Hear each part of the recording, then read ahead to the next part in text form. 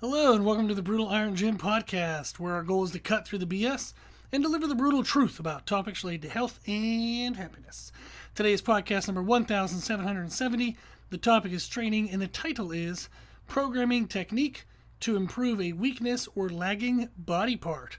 So we have a fun technique that you can add to your program. This is going to be something that helps to bring up a physical strength weakness that you want to improve for a main lift, maybe squat, bench, deadlift, overhead press, some kind of large lift that you feel like there's a singular muscle or technical component that is lagging and you'd like to give it extra attention. Or if you have a lagging body part and it just doesn't seem to be growing very well, you can use today's technique to bring that up. The technique is called a trailing superset. What that is you pick an exercise, whether it's a specific exercise or a concept, and I'll explain that in a second. And then you pair that with every exercise you do in the entire workout. Now, you can pair it with just 2 or 3 of the other exercises. You can pair it with all of them. The idea is that you have this targeted exercise or concept that you put with a couple other movements in the workout just to give that specific one, the targeted one, more volume, more attention, more time. So you don't want to spend the whole workout just on that one thing, but you want to add that component more while still doing everything else you need. So this idea of a trailing superset is super helpful. I actually did this today in my workout. I had a workout focused on lat growth. I was wanting to build my lats, specifically my upper lats, try to get more of a V taper, more thickness in the upper lats. So what I did was I chose the exercise of cable straight arm pull downs. Now, if you don't know what that is, we are going to have a video that pairs with today's podcast on our YouTube channel. So when you're listening to this podcast, also go to our YouTube channel, Brutal Iron Gym, and you'll see the video that pairs with today's podcast, and you'll see me doing that exercise. So a cable straight arm pull down can be done in many other ways. There's like a lot of grip options, essentially. There are different ranges of motion you can emphasize. There's a lot of variety to it. But I did a traditional type of cable straight arm pull down, and then I just switched the grips around. So I started with a cable straight arm pull down with a straight bar, and I was doing a challenging sets of 10 where I could have gotten 11 or 12, but I would have started to have to roll my shoulders forward. I would have had to break technique a little bit. So it was on the edge of failure, but not like an all-out crazy intensity. So I did that for 3 sets of 10 paired with lat pull downs. Now I was doing kind of like an overhand, kind of a little bit outside of shoulder width grip, and really trying to focus on the upper connections into the armpits. So it was a lighter variation of a lat pull down, but very specific to where I wanted it. So this was a great pairing because it really helped isolate that upper lat connection into the upper arm bone, like the armpit area. So that was great. Enjoy that. Then I moved on and I kept the cable straight arm pull down, but I switched to a rope grip. So that gave me more of a neutral hand position. That's going to hit more to the middle of the lat, not just that upper lat connection. I paired that with cable seated rows. I did a very uprighted row position with our mag handle. It's a maximum advantage grip, MAG. And I used the slightly angled overhand, very narrow grip. I love this one because I feel like it targets the rhomboids and lower traps really well. The lat pull down I did kind of focused on the outer portion of the lats. So this one was going to focus more on the inner portion, that tie-in connection with the lower traps and rhomboid, and where the lats come in and connect into like the backbone area, like that dead spot of the back where there usually isn't a lot of meat. So I wanted to focus on that. So I did those for 3 sets.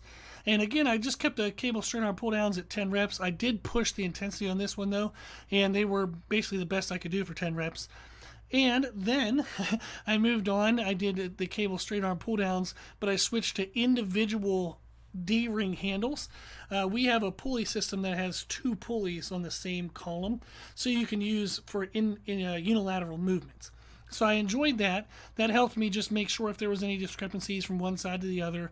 And the D-ring is back to that overhanded position, but I was able to create like an arching pathway to it. I actually like kind of doing the straight arm pull downs, narrow at the top and then widening as I come down. And that really helps to hit more so the lower lat. So the variations of the grips in the cable straight arm pull down allowed me to go from the upper lat, mid lat, and then lower lat. And I paired that last one with a cable seated row, but it mimicked a T-bar row. The cable seated row machine we have is from Sorinex, and it has an adjustable pulley. So you can adjust the pulley point to be very high or very low. I had it very low down by my feet. I leaned back and mimicked a T-bar row. This is a lot easier on your lower back than an actual T-bar row out of like a landmine or a bar wedged into the corner of the room. It's just a fun variation, and it helped to basically annihilate whatever was left in my lats. It was very good. I went really heavy, and on both of those I kind of maxed out the 10 rep technique that I could. So in my other back workouts, since I stayed with a lot of 10s today, I will vary my rep ranges in my other workout, but it just felt good today to get a lot of volume, focus on the intensity, focus on the positions, and not mess around too much with the rep ranges. So that was my workout today. The cable straight arm pull downs isolated the lats, which increased lat growth stimulus. By increasing not only the volume of how much I did for lats specifically, but it also pre-exhausted the lats for the other movements, so that way the lats were pushed further and deeper into muscular damage and failure by every other movement in the workout. So it was absolutely excellent, wonderful for lat growth. Now, let's say you want to focus on strength. Let's say you want to focus on lat strength for conventional deadlift. Maybe when you do a conventional deadlift, by the time you drive the bar off the ground with your legs, the bar gets to your knees, your upper back is very rounded over.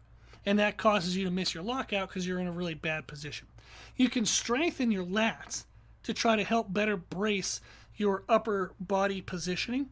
So you could do something like the cable straight arm pull downs with a straight bar as a warm up while you're warming up for deadlifts.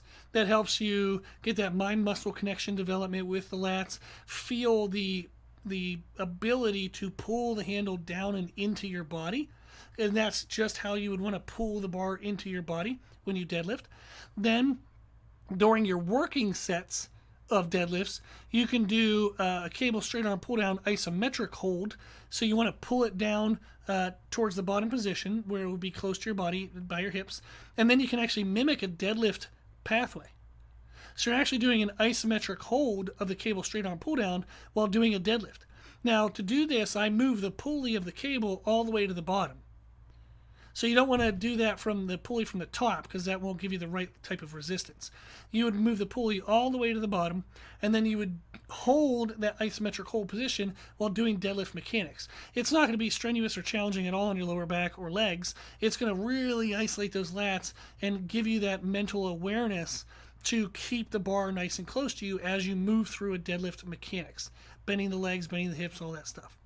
Then after the deadlifts, you can kind of use as an accessory, you can do longer and more challenging isometric holds where you don't do the deadlift mechanics, just a normal straight arm pull down. You can do 3 to 5 reps of like a 5 to 10 second isometric hold.